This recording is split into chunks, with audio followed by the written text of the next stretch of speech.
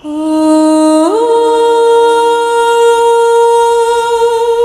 married two sisters, and he lived to regret it. People of the land, gather close because tonight I'll tell you a story. In the heart of Umuokwe, there lived a king named Eze Obidiegwu.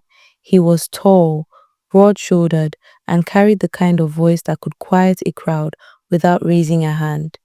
Eze Obidiegwu was loved by his people and feared by his enemies. But his greatest challenge wasn't a rival kingdom, it was love. He dared to love two sisters. One held his heart, the other held his crown, and between them, a storm brewed that almost swallowed a kingdom. In the neighboring village of Ujari lived two sisters, Adaku and Obianuju. Adaku was the elder, graceful and wise beyond her years. She walked with the calm of a morning river and spoke softly, yet her words carried weight. Her beauty was warm, like the sunrise. Obianuju, the younger one, was a storm in human form. She was stunning, the kind of beauty that turned heads even when she tried to hide. Her laughter was music, her eyes sharp like the blade of a newly forged machete. When Eze Obidiegwu came to Ujari to attend the annual Yam festival, fate drew him to them both. He saw Adaku first, elegant, calm, respectful.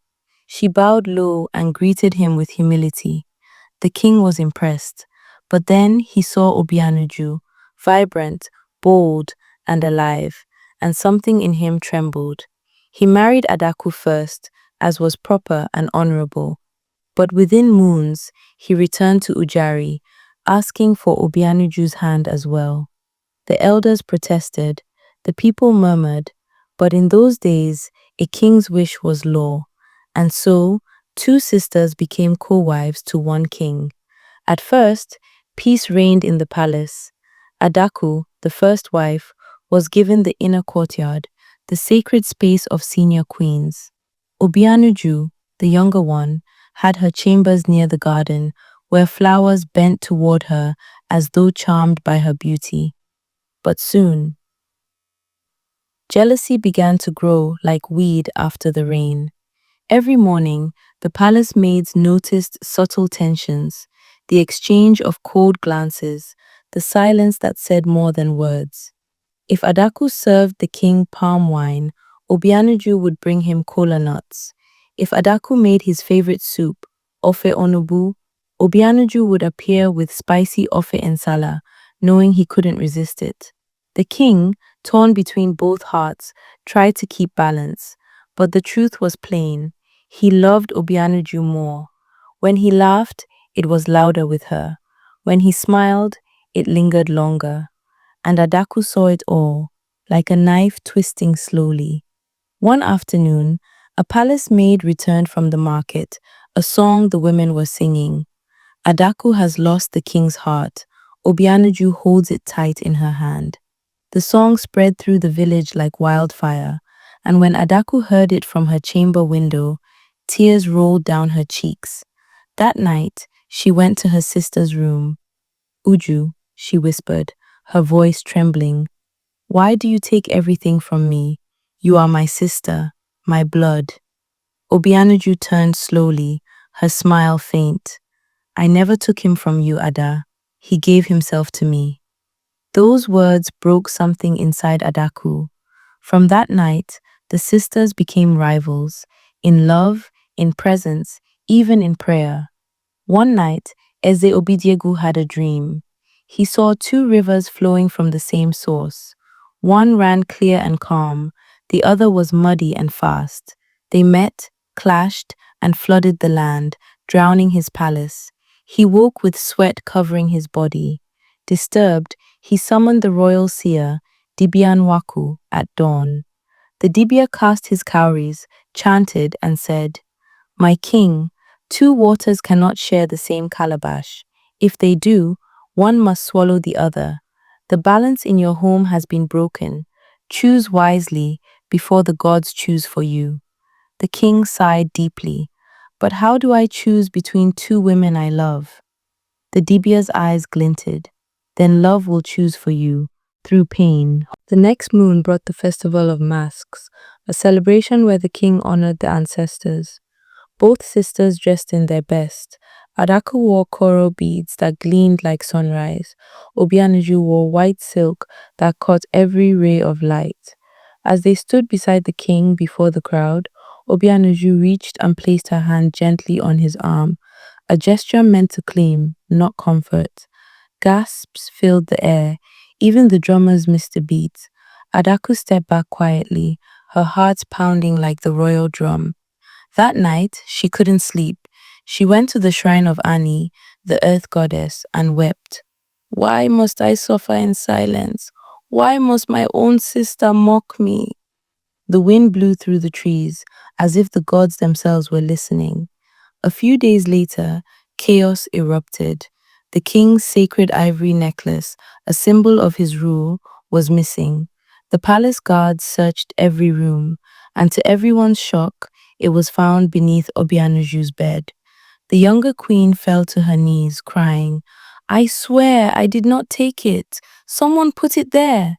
But the palace was already roaring with whispers. The king, torn between love and duty, looked at her and saw fear, confusion, and heartbreak. Who would dare do this? He muttered. All eyes turned to Adaku.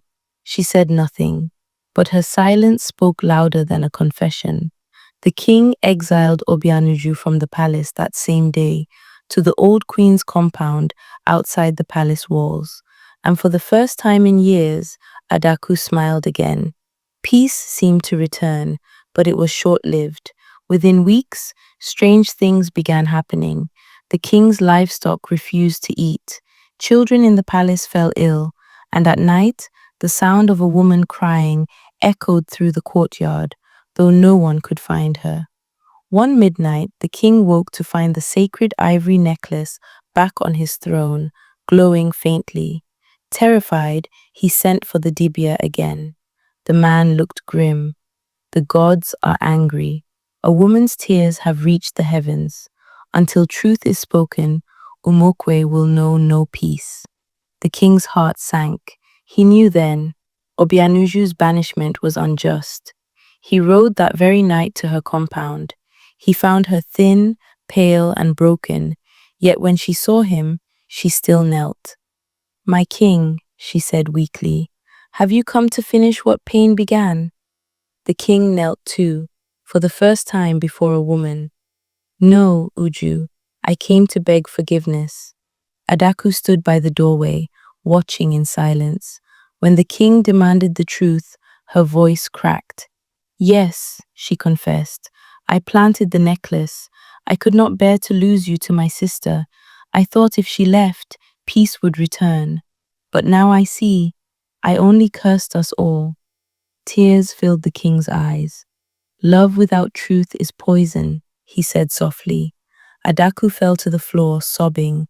Punish me, my king. Let the gods judge me. But Obianuju stepped forward and shook her head. No, Ada, I forgive you. We were both trapped, not by each other, but by love that was never equal. She turned to the king. Let there be peace again in Umuokwe. The next morning, the king gathered his people in the village square. He confessed all, his divided heart, his blindness, his mistakes. I tried to hold two suns in one sky, he said, but love demands truth, and truth demands sacrifice. He restored Obianuju as queen, not above her sister, but beside her, as equals.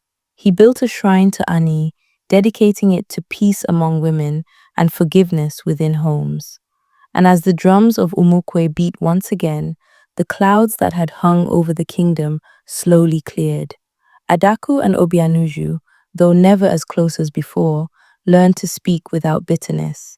They say in the years that followed, the king's rule was peaceful, his reign long, and his story remembered, not for power, but for the courage to admit love's mistakes.